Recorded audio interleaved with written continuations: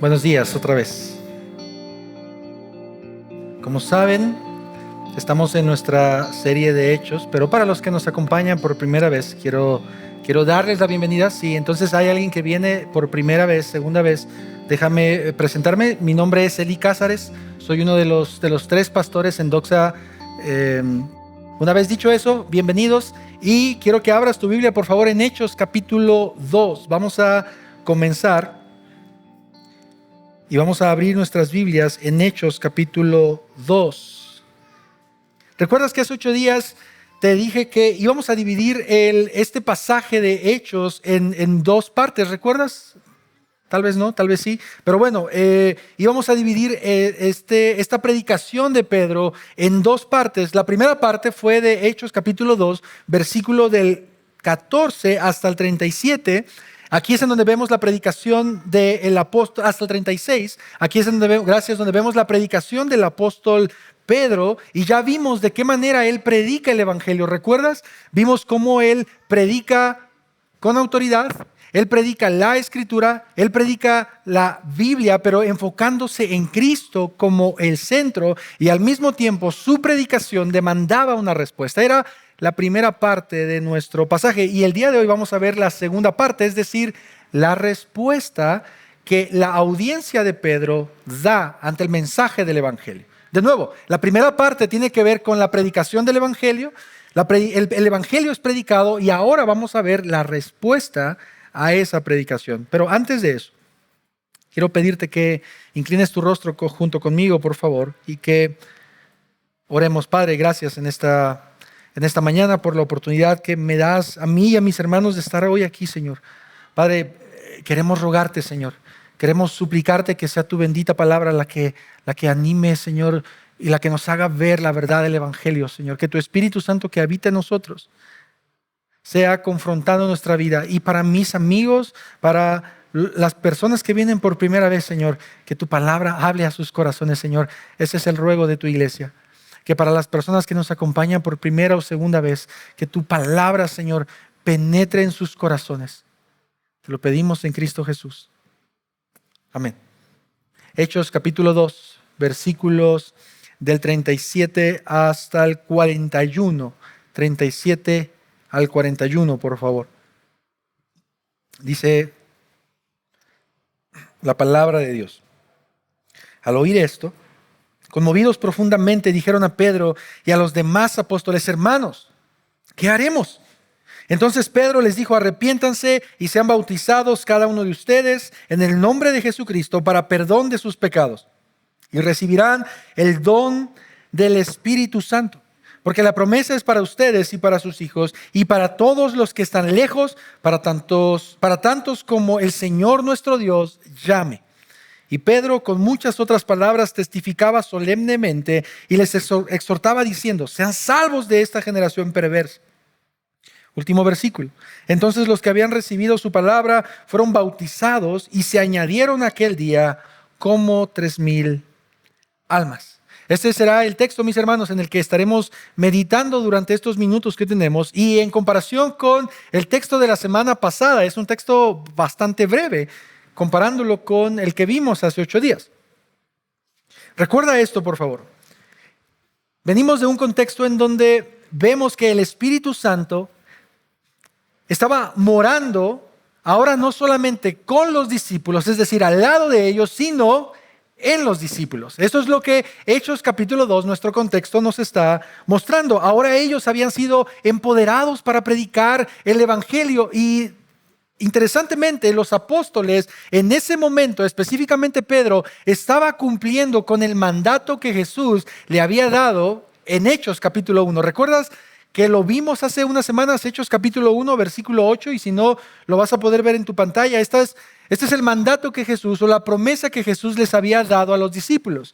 Hechos capítulo 1, versículo 8, pero recibirán poder cuando el Espíritu Santo venga sobre ustedes, y mira lo que dice: y serán mis testigos en Jerusalén, en toda Judea y Samaria, y hasta los confines de la tierra. Esto es lo que Jesús les estaba diciendo en Hechos capítulo 1, y ahora en Hechos capítulo 2 La promesa de Jesús se está cumpliendo, ¿te das cuenta? Porque ahora ellos están siendo testigos en Jerusalén. Están predicando de Cristo.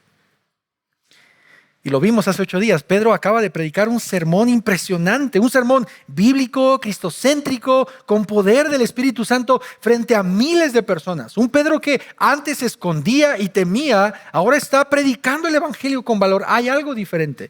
Y eso algo diferente es el Espíritu Santo. El Espíritu de Dios que estaba en Pedro. Él predica con autoridad. El Evangelio es anunciado, Cristo proclamado, el Espíritu Santo llega y Dios es exaltado. Y ahora, la segunda parte es, ¿cómo reacciona nuestra audiencia a este sermón? Y esto es lo que vamos a estar viendo durante unos minutos, mis hermanos. Y a diferencia de otros hermanos, quiero decirte que no voy a dividir nuestro pasaje en grandes ideas, es decir, en porciones grandes. Hoy va a ser tal vez un poquito complejo, pensaría en algún sentido, porque vamos a ver 8 puntos, 8 características.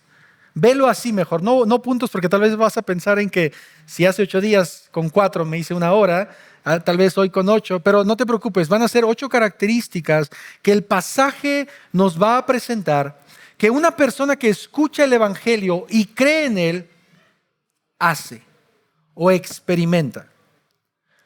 No voy a dividir mi texto en puntos largos, sino de hecho van a ser ideas breves o incluso frases. El título de mi sermón, familia, es el siguiente. El título es El resultado de la predicación bíblica guiada por el Espíritu Santo. El resultado de la predicación bíblica guiada por el Espíritu Santo. Sé que es un texto o un título largo, pero tiene mucha relación con el de hace 8 días. ¿Recuerdan cuál fue el de hace 8 días? El de hace 8 días fue la predicación bíblica guiada por el Espíritu Santo.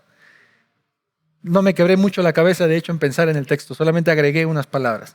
Ahora es el resultado. Vamos a ver qué es lo que las personas que escuchan el Evangelio hacen después de escuchar sobre Cristo. Y como cada domingo, casi cada domingo, quiero compartirte este argumento o esta idea principal para que tú y yo podamos ver hacia dónde va mi sermón. Y esta es la idea principal. La predicación del Evangelio trae cambios radicales a nuestra vida. Esto es obra del Espíritu Santo en nosotros. La predicación del Evangelio trae cambios radicales a nuestra vida. Esto es obra del Espíritu Santo. Lo vamos a dejar ahí en pantalla unos segundos para que lo puedas anotar, lo puedas ver.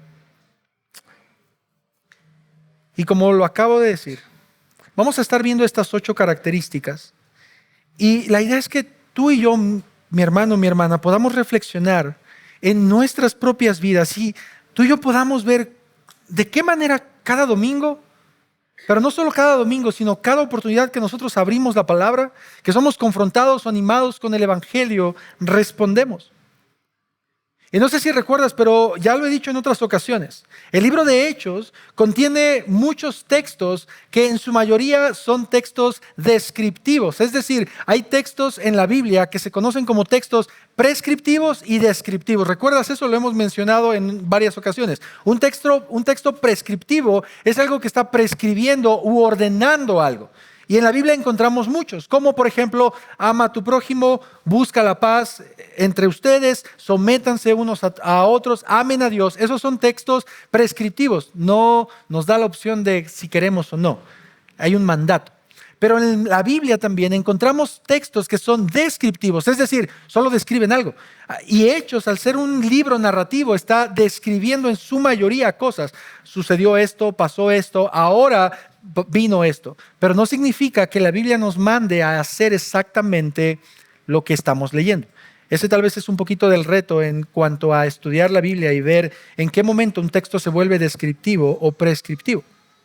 Y si bien yo considero que esto que estamos a punto de leer tiene en su mayoría textos descriptivos, es decir, están describiendo un momento, al mismo tiempo, si tú y yo meditamos en el pasaje, vamos a encontrar que muchas de estas cosas o de estas características que te menciono también son prescriptivas, es decir, están llamadas a que nosotros como creyentes las hagamos.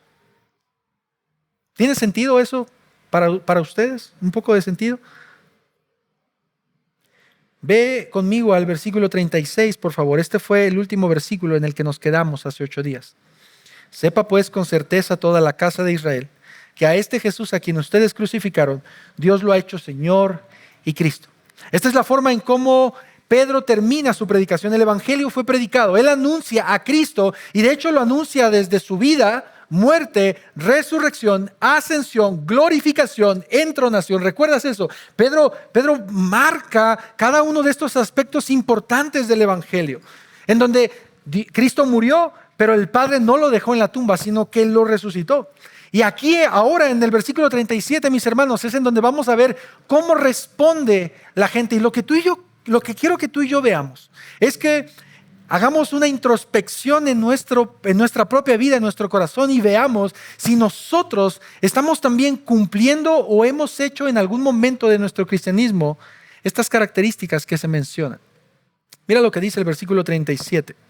Y esta va a ser la primera parte, de hecho la he titulado, el primer punto, conmovidos profundamente. Te vas a dar cuenta que literalmente saqué las palabras del texto. Ni siquiera busqué acomodarlas para nosotros, simplemente saqué las palabras del texto. Y esta primera idea es conmovidos profundamente. Versículo 37, léelo conmigo por favor. Al oír esto, conmovidos profundamente, dijeron a Pedro y a los demás apóstoles: hermanos, ¿qué haremos? En este primer versículo vamos a encontrar dos características o aspectos, pero solo vamos a enfocarnos en el primero, que es conmovidos profundamente.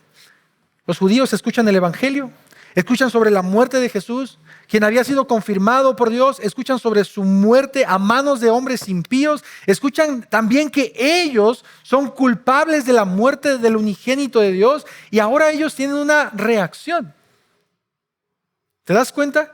¿Cuál es esta reacción? Si bien no la de todos, porque quiero pensar que algunos seguramente fue de indiferencia, algunos de los que se burlaron, dice nuestro pasaje, tal vez se siguieron burlando y actuaron de forma indiferente, pero para los que creyeron en el evangelio y en ese mensaje, hay una expresión que llama mucho la atención y que debería de hecho llamar la atención de todos, y es que ellos fueron conmovidos profundamente.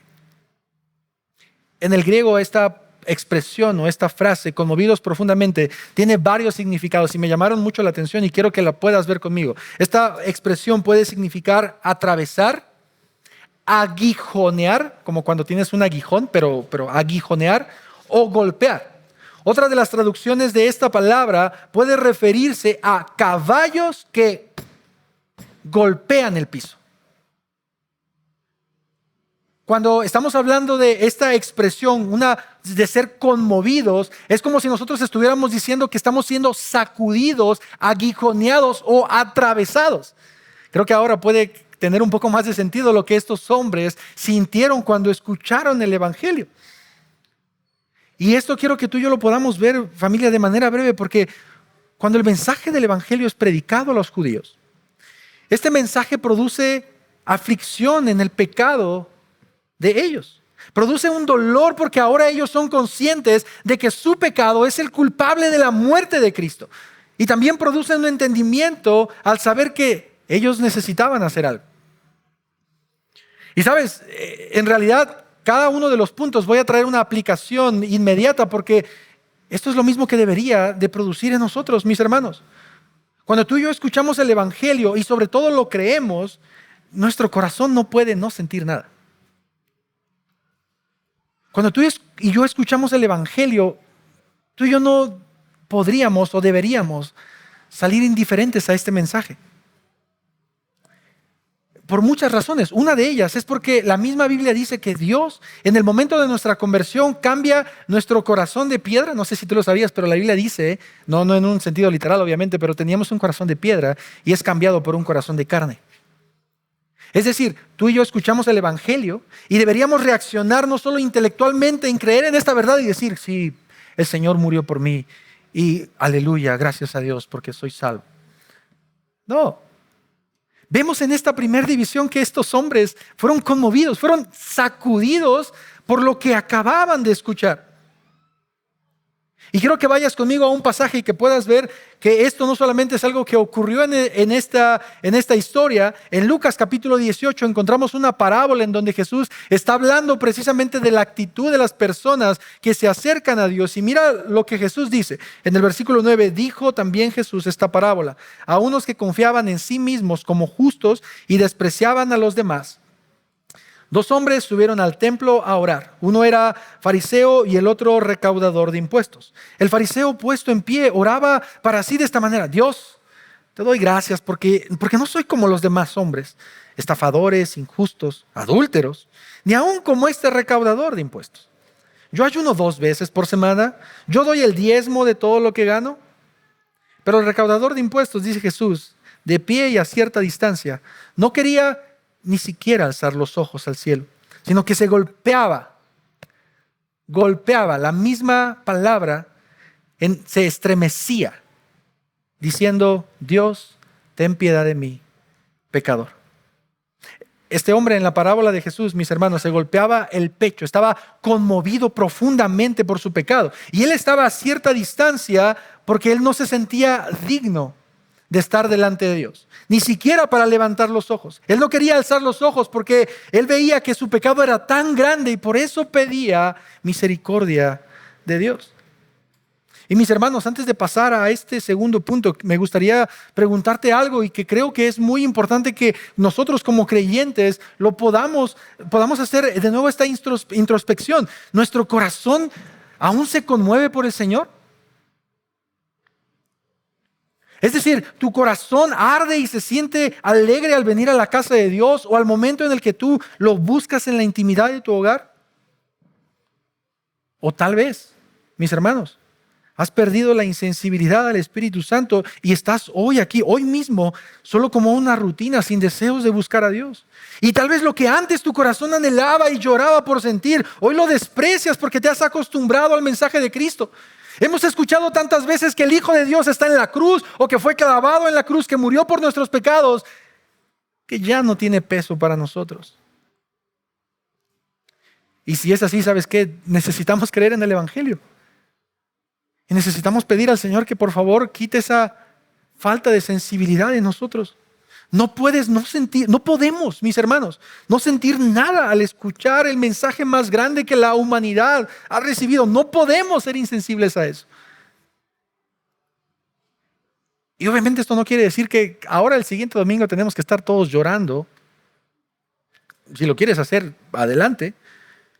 Pero tampoco debería significar que debemos estar como piedras, siendo insensibles a lo que cantamos o a lo que escuchamos.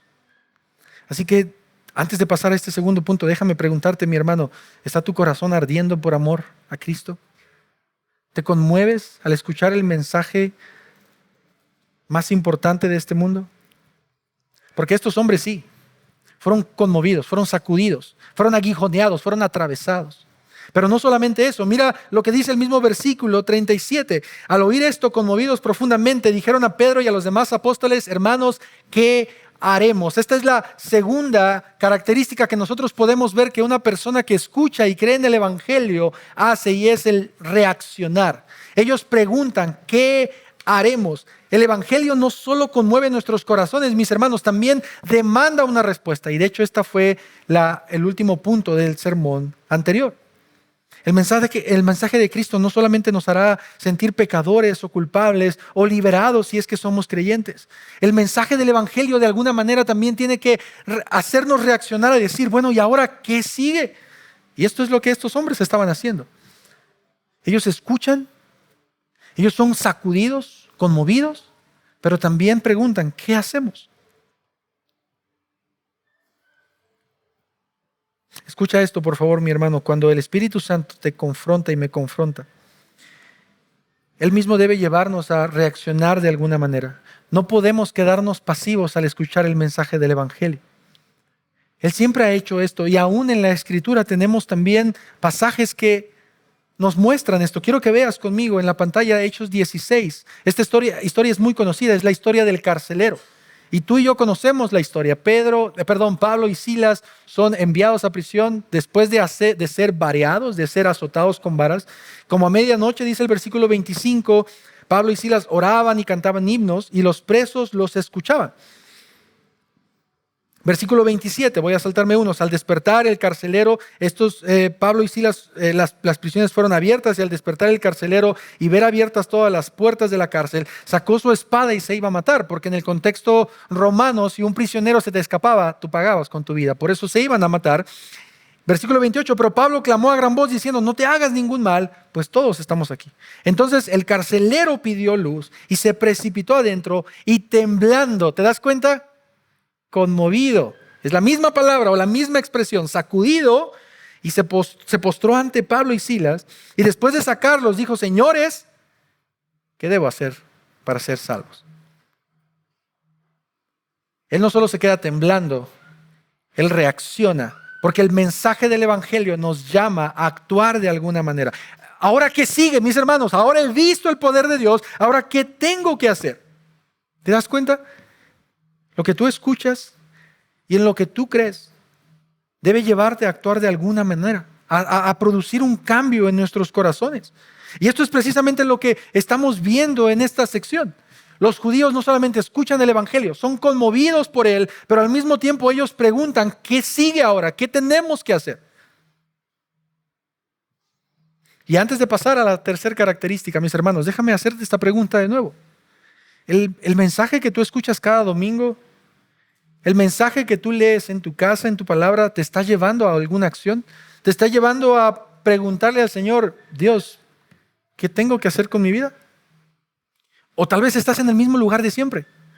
Probablemente estás leyendo tu palabra y estás viniendo a la iglesia, pero no has avanzado de ahí y sigues ahí en ese lugar y sigues lidiando con ese pecado y no sabes qué hacer con él. O tal vez tu estilo de vida no ha cambiado para nada. Y creo que si esa es tu vida, tú deberías de preguntar lo mismo que estos hombres. Señor, ¿qué debo hacer? ¿Qué sigue? Y mira ahora la respuesta del apóstol Pedro en el versículo 3. Esta es la tercera característica. Versículo 38. Entonces Pedro les dijo, aquí encontramos otras dos características. Arrepiéntanse y sean bautizados cada uno de ustedes en el nombre de Jesucristo para perdón de sus pecados. Vamos a enfocarnos en la primera, el tema del arrepentimiento. Este tema de hecho es muy amplio. Podría llevarnos incluso más de un sermón.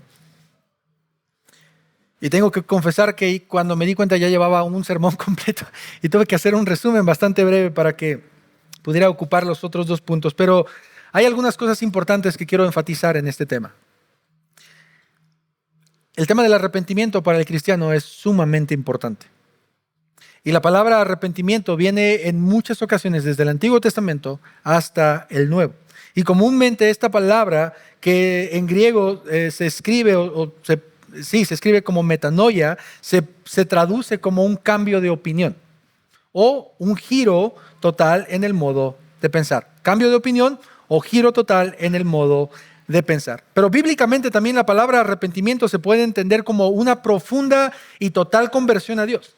Esto de hecho lo podemos encontrar en pasajes del Antiguo Testamento. Vemos varios casos en los que los profetas les decían a las personas, vuélvanse a Dios. Por eso es que esta traducción de volverse a Dios o una profunda y total conversión a Dios tiene sentido. Quiero que veas conmigo Oseas capítulo 6, versículo 1. Y esto es lo que el profeta Oseas le decía al pueblo. En pocas palabras, vengan, volvamos al Señor. Esta palabra volvamos es arrepintámonos. Volvamos al Señor, pues Él nos ha desgarrado, pero nos sanará. Nos ha herido, pero nos vendará. Y como tenemos muchos ejemplos en donde en el Antiguo Testamento encontramos que esta palabra está en cada profeta. Volvamos al Señor, volvámonos a Dios. Es decir, arrepintámonos y vamos hacia una dirección, pero tenemos que dar un giro de 180 grados para que no vayamos a esa misma dirección. Eso es arrepentimiento. Y no solamente lo encontramos en el Antiguo Testamento, sobre todo en el Nuevo Testamento encontramos varios versículos. ¿Recuerdas la predicación de Juan el Bautista? Incluso antes de que Jesús comenzara su ministerio, ¿cuál era la predicación de Juan el Bautista? Básicamente, arrepentíos porque el reino de los cielos se ha acercado. Mateo capítulo 3 versículo 1, arrepiéntanse porque el reino de los cielos se ha acercado. Y esto es lo que los judíos tenían que creer y lo que tenían que entender. De nuevo, ellos son conmovidos profundamente, ellos reaccionan a decir, ¿qué haremos? Y el apóstol Pedro dice, la tercera característica, si lo quieres ver así, es arrepiéntete, cambia de vida, da un giro. No puedes continuar en la misma forma en la que has estado viviendo. Y llama mucho la atención, familia, porque no sé si tú lo sepas, pero incluso el arrepentimiento no es solo algo que hacemos en el momento de nuestra conversión. El arrepentimiento es parte de toda nuestra vida. Es más, esta famosa frase que se conoce que el cristianismo se trata de arrepentimiento y fe. Arrepentimiento y fe. Nuestra vida constantemente debe ser una vida de constante arrepentimiento porque somos pecadores. ¿Verdad que sí? O alguien que no haya pecado en esta semana, que me diga, por favor, para que vaya y me incline a ti y te adore. Todos somos pecadores. Pecados por omisión, pecados sabiendo que estamos pecando, pecados al saber que sabemos que algo debemos hacer y no lo hacemos, y la Biblia dice que el que sabe hacer lo bueno y no lo hace le es contado como pecado. Y entonces el apóstol Pedro les está diciendo, arrepiéntanse, cambien, den un giro de lo que ustedes están haciendo. Y esto obviamente no significa que las personas van a ser perfectas y que esos judíos fueron perfectos, ya que la misma Biblia afirma que en este mundo nosotros seguimos lidiando con el pecado. Pero déjame decirte algo, en tu vida como creyente, si tú eres un creyente, tú deberías por lo menos de ver estas tres cosas en ti. Si tú te consideras creyente, deberías saber que cuando tú escuchas el evangelio, tú tendrías que ser conmovido. Es decir, no simplemente salirte como, no, ser conmovido. Pero al mismo tiempo, pedirle al Señor, Señor, ¿qué tengo que hacer? Debe de haber una reacción al escuchar el evangelio. Y en tercer lugar, debería de haber un arrepentimiento. La falta de arrepentimiento, mis hermanos, solo muestra que una persona no ha nacido de nuevo. Puede llamarse creyente, puede estar en la iglesia, puede decirse pastor, pero si no se ha arrepentido de su pecado, esa persona no conoce el evangelio. Y nosotros como creyentes deberíamos de tener cuidado de no estar en ese grupo de personas en el que tal vez nos hemos vuelto tan insensibles al evangelio que nuestro pecado nos tiene sin cuidado. Mira lo que Jesús dice en Lucas capítulo 5, versículo 32. Lo vas a ver en pantalla. Jesús dice lo siguiente: yo no he venido a llamar a justos, sino a pecadores al arrepentimiento. Y esto es lo que nosotros somos, pecadores que somos llamados al arrepentimiento. Pero no solamente en el momento de nuestra conversión, sino a lo largo de toda nuestra vida.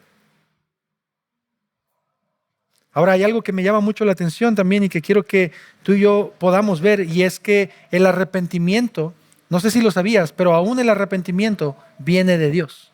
El arrepentimiento es un regalo, es un don de Dios. Quiero que veas lo que dice Hechos capítulo 11 y después de esto vamos a continuar con el siguiente punto, la característica. Dice Hechos 11, 17, 18. Por tanto, si Dios les dio a ellos el mismo don que también nos dio a nosotros, en un momento vamos a hablar de este don, después de creer en el Señor Jesucristo, ¿quién era yo para poder impedírselo?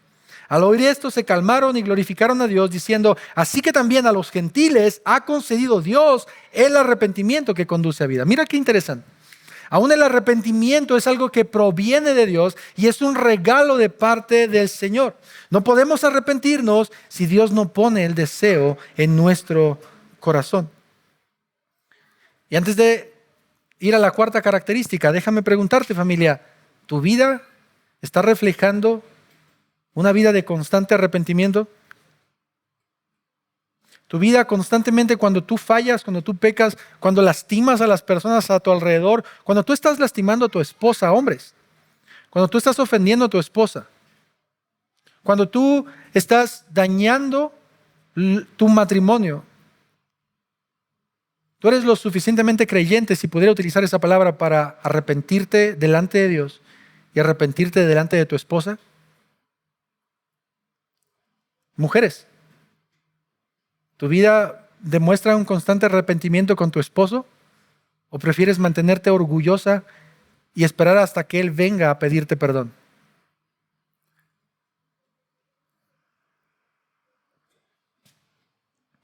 Como creyentes, tú y yo debemos entender que nuestra vida debería ser un constante arrepentimiento, no solo hacia Dios, sino también a las personas que lastimamos. Pero Pedro también da otra característica, y esta es: sean bautizados. Ve de nuevo al versículo 38. Esta característica va a ser breve. Versículo 38. Entonces Pedro les dijo: arrepiéntanse y sean bautizados cada uno de ustedes en el nombre de Jesucristo para perdón de sus pecados. De nuevo, entonces Pedro les dice: arrepiéntense, esto ya lo vimos, pero además de eso, sean bautizados. Esta es la cuarta característica que vemos en nuestro pasaje. Y quiero contarte algo de manera breve. Yo me convertí un 30 de mayo y fui bautizado un 15 de noviembre. Si eres bueno haciendo números muy rápido, esos son 6 meses. Y lo que recuerdo mucho de mi conversión y el momento en el que quería ser bautizado es que cuando yo platicaba con los jóvenes, a lo mejor les pasó a ustedes, pero un joven como muy emocionado porque quería aprender, quería saber. Y cuando yo compartía con los jóvenes que ya llevaban muchos años en la iglesia, que quería bautizarme, incluso a semanas de haberme convertido, varios de ellos me detuvieron y me dijeron: pero es que todavía no estás preparado. Pero es que el bautismo es un compromiso y debes de pensarlo bien. Y cuando yo comencé, no solamente con ellos, sino algunos hermanos a los que yo respetaba porque eran mayores que yo, y comencé a acercarme con ellos para decirles: oigan, es que quiero preguntar sobre el bautismo, y varios de ellos tenían la misma respuesta. Varios de ellos se me acercaron y me dijeron: ¿estás seguro que quieres bautizarte? Porque es un gran compromiso delante de Dios. Y no sé si a ti te pasó, pero yo encontré mucho desánimo en los primeros meses de los mismos creyentes que me animaban a no bautizarme porque tenían un concepto equivocado del bautismo. Y ellos pensaban que cuando tú te bautizabas, tú tenías que ser perfecto o tenías que estar preparado para el bautismo. No sé qué significa eso, pero ellos lo pensaban así. Ahora, de acuerdo al texto, ¿cuánto tiempo había pasado de que se había predicado el evangelio y Pedro les estaba diciendo que se bautizara? ¿1 hora? ¿2? No más. Ellos tuvieron que tomar un curso de discipulado para bautizarse, tuvieron que prepararse lo suficientemente para descender a las aguas. No, para nada. Ellos escuchan el evangelio, son conmovidos, reaccionan, pero no solamente eso, ellos cuando preguntan ¿qué hacemos? Pedro les dice: arrepiéntanse y bautícense. ¿Quién se arrepiente? De acuerdo a nuestro texto de Hechos, familia, inmediatamente tiene que bautizarse en el nombre que es sobre todo nombre, aquel que perdonó sus pecados. Quiero que por favor recuerdes esto porque es muy importante. El bautismo en agua es una confesión pública de tu fe y de tu amor por Cristo. Y yo sé y puedo pensar, y de hecho lo hemos experimentado a lo largo de nuestro tiempo como iglesia, que ha habido hermanos y que hay hermanos aquí que no están bautizados. Y déjame preguntarte, ¿por qué? ¿Por qué no estás bautizada? ¿Por qué no estás bautizado? ¿Porque no es el tiempo? ¿Cuándo es el tiempo? ¿Porque no estás preparada para qué? ¿Porque no te sientes listo? ¿Quién de aquí se siente listo? El bautismo no se trata de capacidad, si estás capacitado. El bautismo se trata de obediencia. Mateo capítulo 28. Por tanto, vayan y hagan discípulos a todas las naciones, bautizándolos en el nombre del Padre, del Hijo y del Espíritu Santo, y enseñándoles a que guarden todas las cosas que yo les he mandado. El bautismo no es algo que puedas ver como una opción. Mira, yo soy creyente, pero voy a esperar un tiempo, unos años para prepararme.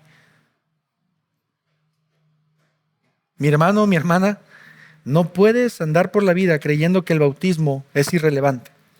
No puedes andar por la vida creyendo que no necesitas bautizarte. Cada creyente tiene que hacerlo. Por la simple razón de que es un mandato bíblico. Y obviamente podríamos pensar en algunos casos en donde el bautizarse tal vez sea muy difícil para alguien. Pensé en algunos solamente. Tal vez para alguien que está en la cárcel. Tal vez para alguien que tiene una enfermedad terminal. Alguien con problemas de salud que le impida meterse al agua. O si estás clavado en una cruz de madera al lado de Jesús. Pero, si no estás en la cárcel, no tienes una enfermedad terminal, no tienes un impedimento que te prohíba bautizarse, No tienes excusa, mi hermano, para no hacerlo. Porque es un mandato que todo creyente tiene que obedecer. Ve conmigo de nuevo a Hechos capítulo 16. Voy a estar utilizando varios versículos, olvidé decírselos para que lo puedas anotar, pero estamos en la misma historia del carcelero. Después de sacarlos, dijo: señores, ¿qué debo hacer para ser salvo? Y ellos le respondieron: cree en el Señor Jesús y serás salvo tú y tu casa. Versículo 32, y le hablaron la palabra del Señor y a todos los que estaban en su casa. El carcelero los tomó en aquella misma hora de la noche. Mira, date cuenta lo que está sucediendo. Ellos estaban en la noche, madrugada, cantando, las puertas de la cárcel o las rejas se abren, el carcelero se da cuenta, él entiende el evangelio, probablemente varias cosas. O Pablo y Silas estaban predicando el evangelio y el carcelero los escuchó, o el carcelero escuchó el mensaje que Pablo estaba predicando en la ciudad, pero de algún modo él escuchó el evangelio, creyó en el evangelio, reaccionó al evangelio, y después de reaccionar dice que los llevó a su casa, les lavó las heridas y fue bautizado con todos los suyos. ¿Qué te gusta? ¿2, 3 de la mañana? Él no pidió que le calentaran agua. Él dijo: no, me voy a esperar a que sea mediodía mejor. ¿Qué les parece? No. Esto no es una pedrada contra los recién bautizados. Nosotros tenemos el deseo de calentarles el agua para que no sufran. Pero igual y podemos aplicar Hechos 16. Él no dijo: ¿y si esperamos a que salga el sol? No, él se bautizó. Mi hermano, ¿sabes por qué? Porque él estaba entendiendo algo, que él había puesto su esperanza en Cristo. Y como Cristo ahora era su Señor y su amo, su dueño. Escucha eso, por favor. Esto es el evangelio. Dios no solo es tu amigo, no solo es tu amigo fiel, no es tu hermano mayor, porque son verdades bíblicas. Cristo es tu amo. Cristo es tu Señor. Y si Él es nuestro Señor, no podemos no obedecerle. Así que hasta ahora hemos visto la mitad de estas características, mis hermanos, en Hechos 2. Hay una conmoción, o se es conmovido por el evangelio. Hay una respuesta en decir: ¿qué haremos? Trae arrepentimiento el evangelio, trae obediencia al bautismo, pero también trae una promesa que podemos encontrar en el versículo 38 y la cual he titulado: recibirán el don del Espíritu Santo. Como quinta característica, versículo 38, entonces Pedro les dijo: arrepiéntanse y sean bautizados cada uno de ustedes en el nombre de Jesucristo para perdón de pecados y recibirán el don del Espíritu Santo. ¿A qué se refiere el apóstol Pedro con este don? ¿Qué es lo que está tratando de decir Pedro al hablar del don del Espíritu Santo? Para algunas personas, y tal vez tú conozcas algunas, o tal vez tú fuiste o eres de este grupo de personas, el don del Espíritu Santo puedas verlo como el don de lenguas. Porque porque los apóstoles y los discípulos acababan de recibir el don de lenguas. Y para algunas denominaciones, incluso, yo estuve en una de estas, una de las señales de que tú eres un creyente verdaderamente es que tú hables en lenguas. Pero este texto no está diciendo eso. El don al que Pedro se está refiriendo es el don de la salvación. El momento en el que el Espíritu Santo entra en las personas. Es decir, el regalo de la salvación por medio del Espíritu Santo. El creer en el evangelio, mis hermanos, no solo te va a llevar a conmoverte, a reaccionar de alguna manera, a arrepentirte y a ser bautizado, sino que en ese momento la Biblia dice que el Espíritu Santo viene a ti. Y este es un regalo de parte de Dios. Ahora, ¿cómo podemos saber eso y por qué podemos estar seguros? Efesios capítulo 2, versículo 8 y 9. Tenemos sustento de la palabra. Porque por gracia ustedes han sido salvados por medio de la fe. Esto no, ¿qué dice? Procede de ustedes. Es decir, tú no te ganas tu salvación, tú no eres salvo por tus fuerzas, tú no eres salvo porque quieres. No, esto es ¿qué? Un don. Esta es la misma palabra que encontramos en Hechos capítulo 2. ¿Y qué es lo que significa la palabra don? Un regalo. La salvación es un don de Dios, es un regalo de Dios. Y lo que estamos viendo que Pedro le está diciendo a los judíos que están escuchando es: ustedes van a recibir la promesa del Espíritu Santo, es decir, el regalo de la salvación. No se refiere a un don de lenguas. No se refiere a que vas a comenzar a balbucear. Tampoco incluso se refiere a que vas a encontrar este don de parte de Dios, que Dios te lo va a dar. Y ahora a lo mejor déjame hacer un paréntesis. Personalmente, no voy a hablar por los demás pastores, pero Elí cree en el don de lengua, sí. Sí, yo creo que Dios puede dar idiomas que van a ser entendidos e interpretados tal como la Biblia lo afirma. Pero esto con dos propósitos. Número uno, para la gloria de Dios. Y número dos, para la edificación de la iglesia. Pero es incorrecto, mis hermanos, pensar que una persona que ha nacido de nuevo esté forzada en hablar en lenguas. Y esto no es lo que Pedro está diciendo.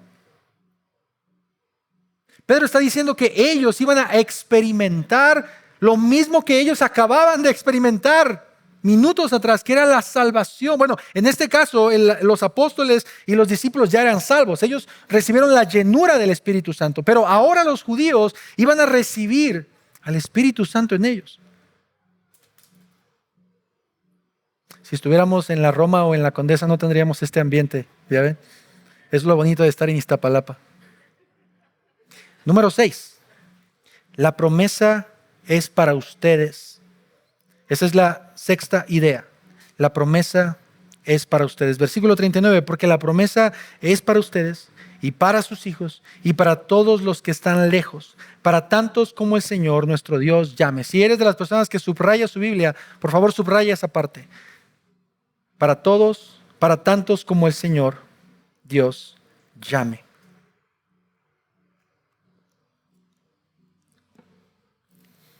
El Evangelio conmueve, el Evangelio llama a una reacción, el Evangelio llama al arrepentimiento, llama a que las personas se bauticen. El Evangelio de igual manera nos da la promesa del Espíritu Santo, pero no solamente nos da esa promesa, también nos da una promesa de que la salvación, no solamente, específicamente en este contexto, y es por eso que es importante el contexto que estamos viendo. ¿A quién le está hablando Pedro? ¿Podrías decirme, por favor? ¿A quién le está hablando Pedro? A judíos en su mayoría.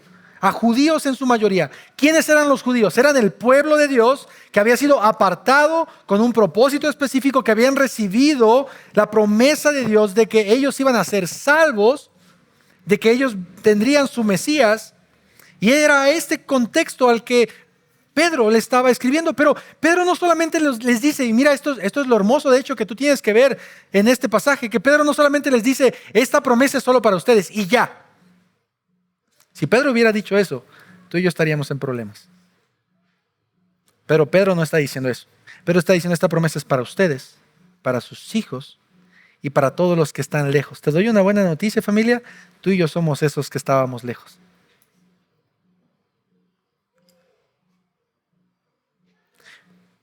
Ahora, este pasaje es muy utilizado por nuestros hermanos presbiterianos para afirmar en el bautismo de infantes y afirmar que cuando Pedro está diciendo que esta promesa no solamente es para ellos, sino a sus hijos, ellos están diciendo que por esa razón, tal como en la circuncisión en el Antiguo Testamento se circuncidaban, valga la redundancia, a los niños, ahora en el nuevo pacto los niños pequeños, bebés, tienen que ser bautizados. ¿Por qué? Porque hay una promesa. Pero no es lo que el pasaje está diciendo. El pasaje, para empezar, no está llevando a un bautismo, está llevando a la promesa. Pero ¿qué promesa es? Lo vimos en el punto anterior.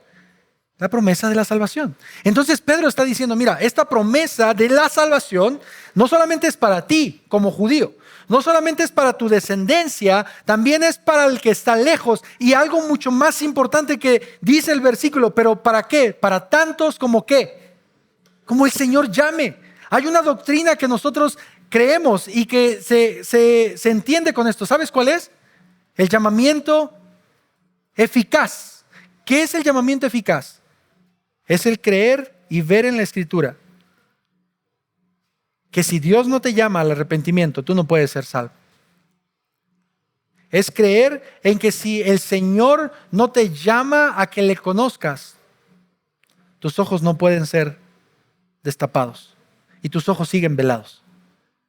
Y mira lo hermoso que encontramos en este pasaje, que el apóstol Pedro está diciendo, la salvación es para ustedes, o la promesa, no está diciendo sus hijos van a ser salvos, no, la promesa, hay una promesa para ustedes, para sus hijos y para los que estén lejos, para tantos como el Señor llame. Por lo tanto, y solamente me gustaría refutar un poco este pensamiento, mis hermanos, porque este texto no habla del bautismo de infantes. Pedro se está refiriendo a una promesa específica.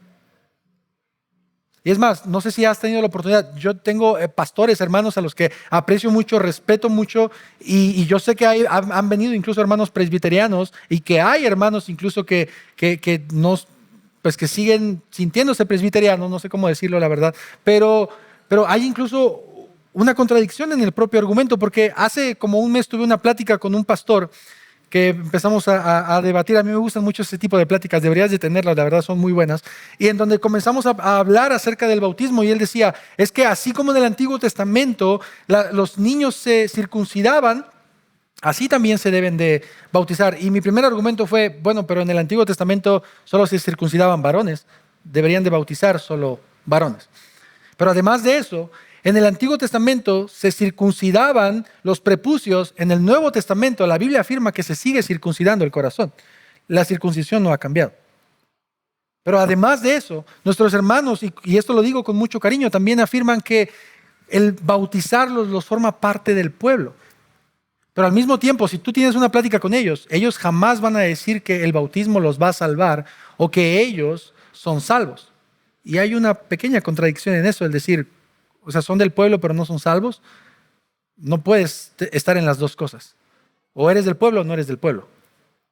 Por lo tanto, este pasaje, mis hermanos, no está hablando acerca de un bautismo en primer lugar.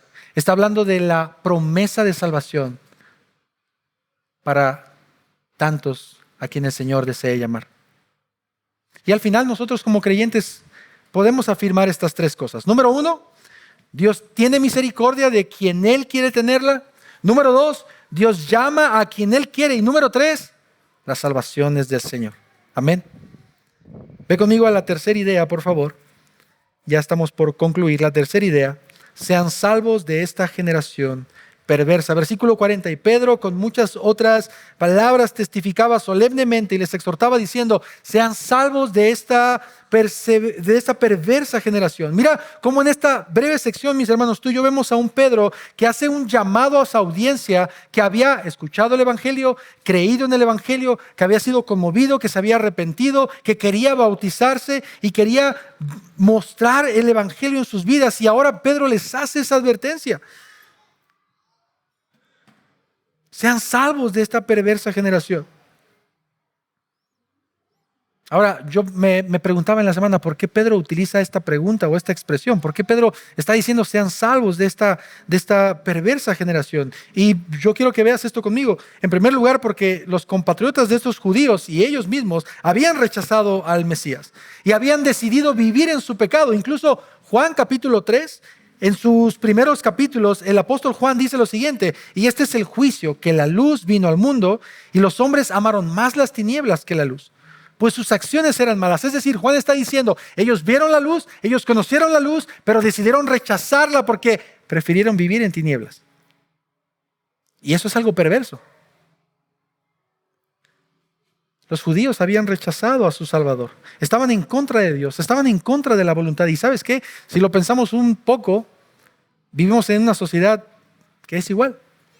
Es una sociedad que rechaza a Dios, una sociedad que rechaza su palabra, que rechaza sus mandamientos. Sé que esto no es nuevo para nadie, pero todos estamos viendo o escuchando, incluso participando de todo este alboroto con el tema de la inclusión en los libros. ¿Verdad que sí? Creo que no es secreto para nadie. En donde ahora se trata de forzar a las familias a que nosotros aceptemos algo que va en contra de la voluntad de Dios. En que ahora los libros van a enseñar a nuestros hijos cosas que ni siquiera corresponden a su edad y que es algo que corresponde a nosotros como papás. Dime si no, estamos viviendo en una generación perversa. En donde ahora nosotros como pastores se nos prohíbe hablar de pecados abiertamente. Y en donde tú como ciudadano, ni siquiera estamos hablando como cristiano, como ciudadano, si vas en contra de algo que moralmente es incorrecto, ¿quién es el culpable? ¿Quién es el señalado? Vivimos en una generación, familia, en donde se cumple lo que la Escritura dice, al que lo bueno llaman malo y lo malo lo llaman bueno. Esa es la generación en la que nosotros estamos viviendo, así como la vivían los judíos. Y ¿sabes qué? El Señor, por medio de su palabra, nos está diciendo lo mismo que le está diciendo a los judíos. Seamos salvos, librémonos, apartémonos de esta generación perversa.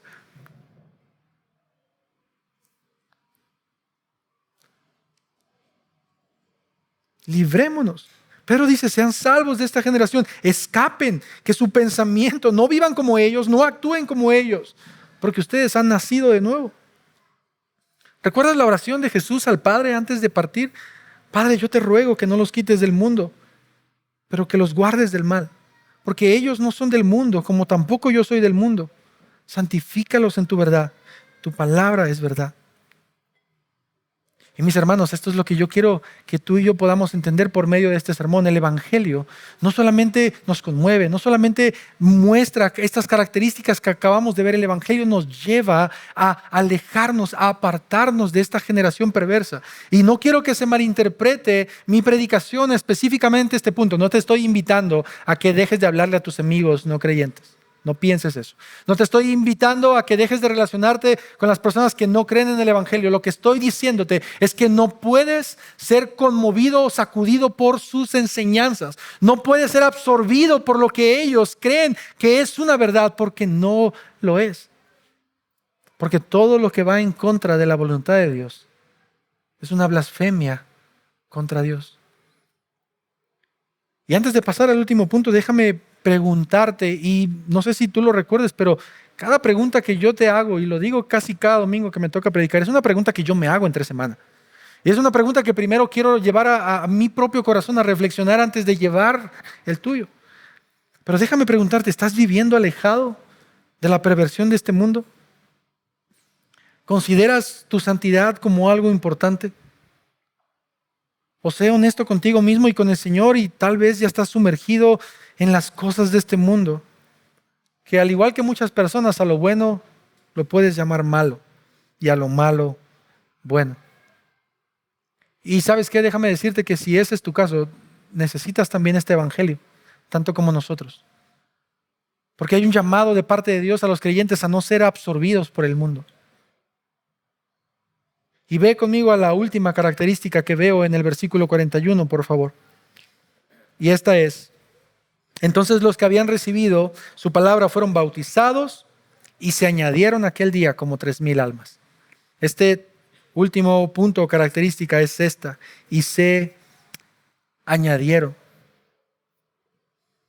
Mis hermanos, quiero hacer un breve resumen solamente de estas características. La predicación bíblica, centrada en el Evangelio, empoderada por el Espíritu Santo, debería de llevar a conmovernos profundamente.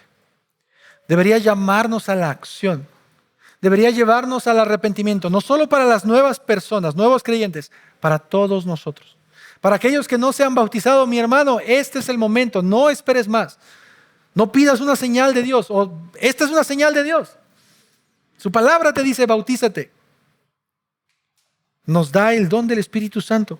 Nos da una promesa de que esta salvación no solamente es para nosotros, también puede ser para nuestros hijos. Nos advierte a apartarnos del pecado, y en octavo lugar, nos añade a una comunidad. Y de hecho, este punto, por así decirlo, va a ser una introducción para el siguiente sermón de la siguiente semana, del siguiente domingo, porque vamos a profundizar en cómo es que debería de verse una comunidad de personas que han sido salvadas. Así que solamente voy a decir algunas cosas específicas, pero quiero que veas esto. Los judíos habían creído en el mensaje de Cristo. Habían puesto su esperanza en Jesús como su Señor. El mensaje de Cristo había traído una convicción en sus vidas. Es más, si tú lo ves y has leído Hechos junto con nosotros, te vas a poder dar cuenta cómo el libro de Hechos nos muestra una y otra vez un cambio radical en la vida de las personas. Las personas no vuelven a ser las mismas. Sus mentes cambian. Porque piensa un poco conmigo en esto. Los judíos eran un grupo de personas que no toleraban a otros grupos de diferentes naciones. ¿Sí es cierto o no? Los judíos eran personas que veían a los demás como menos. Para ellos los impíos no merecían el reino de Dios. Pero mira ahora cómo el último versículo de nuestro pasaje nos dice que una vez que el evangelio es anunciado, un grupo de judíos, y no solo judíos, yo creo fervientemente que había también ahí hombres gentiles que conocían al Señor, son añadidos. Están ahora amándose y buscando el bien común. Y esto es algo que tú y yo deberíamos de reflexionar también como creyentes. Familia, piensa un poco en esto. En Doxa vemos personas de diferentes contextos, tanto socioeconómicos, formas de pensar, partidos políticos, grados de estudio. Voy a incluso agregar ahí equipos de fútbol. ¿Has visto cómo gente, y esto no es broma, se ha matado literalmente por el fútbol? Sucedió hace menos de un año, ¿cierto? En Querétaro. Por un partido, por un juego. Y no estoy diciendo que el deporte sea malo, claro que no. Pero mira lo hermoso que el Evangelio hace en nuestras vidas. Que aun cuando nosotros pensemos de muchas maneras diferentes, hay algo más profundo y mucho más grande que nos une, que es Cristo. Y el Evangelio en nuestras vidas, familia, hace precisamente que las demás cosas no sean tan importantes. Y que tal vez si alguna persona tiene más dinero que otra, eso no sea lo importante y no haga que denigre a la otra persona. Que si tal vez la otra persona tiene un grado de estudio superior a la otra, no sea un impedimento para relacionarse y amar e incluso servir a la otra persona. Hace unos días yo tenía una plática con uno de ustedes y que me decía que en un sentido, por su trabajo, podía jactarse por lo bendecido que era su trabajo o por la posición en la que estaba. Pero esta persona, y tú sabes quién eres, me decía, a mí no me importa lavar baños para servir a mis hermanos. A mí no me importa tener que barrer para que mis hermanos vengan y se sientan cómodos. ¿Y sabes qué? Eso solo lo hace el Evangelio. Eso solo lo hace un entendimiento de quiénes somos nosotros delante de Dios. Pero al mismo tiempo quiero que tú veas conmigo cómo es muy triste ver a un gran número de personas que, llamándose creyentes, no tienen aprecio por una comunidad, por un cuerpo de Cristo, y ven a la iglesia como una opción. He escuchado a personas de mi propia familia lejana, no a mis padres, porque ellos vienen a la iglesia.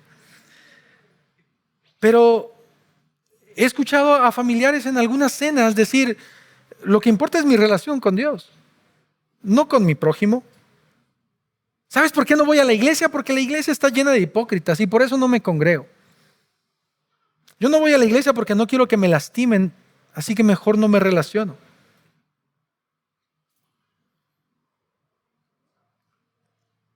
Muchas personas creen que Dios y la comunidad son cosas aparte. Pero mis hermanos, eso no es verdad.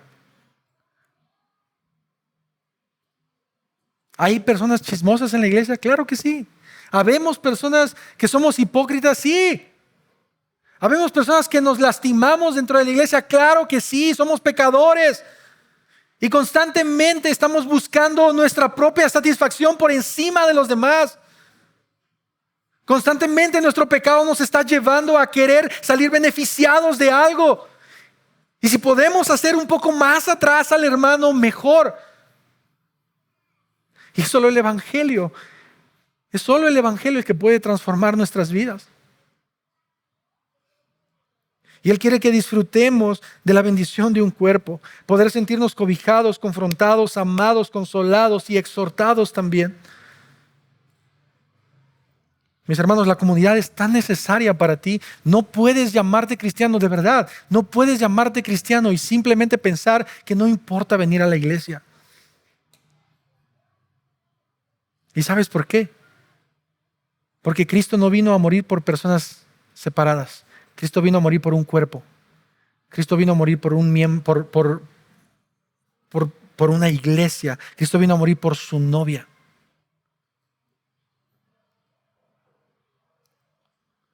Y quiero repetirlo una vez más para que quede claro. Es verdad, la iglesia es imperfecta, es pecadora, es incómoda, no se pone de acuerdo, es chismosa muchas veces, es sentida, se enoja, a veces es irresponsable. Y con mayor razón tú y yo deberíamos de admirarnos, familia, y decir: Señor, ¿por qué?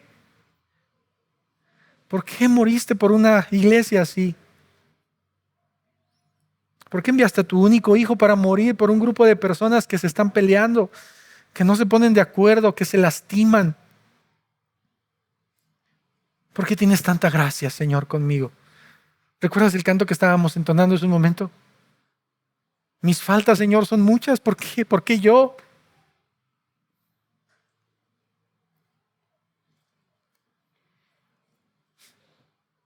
Señor, si lo único que estoy haciendo es regarla una y otra vez, ¿por qué me sigues amando? ¿Por qué me sigues perdonando? ¿Por qué sigues teniendo misericordia de mí? Pero ¿sabes qué? En medio de muchas cosas que nosotros podemos ver imperfectas, quiero que puedas recordar algo, iglesia. El Señor está purificando a su cuerpo. El Señor está purificando a su novia. Él la está lavando para que en algún momento Él venga por una esposa pura y sin mancha. Y por eso es que nosotros no podemos tener en poca estima la congregación de los santos. Por esa razón es que nosotros no podemos tener en poca estima el decir: hoy no tengo ganas de ir. Hoy no tengo ganas de buscar al Señor. Hoy no se me antoja adorar a Dios.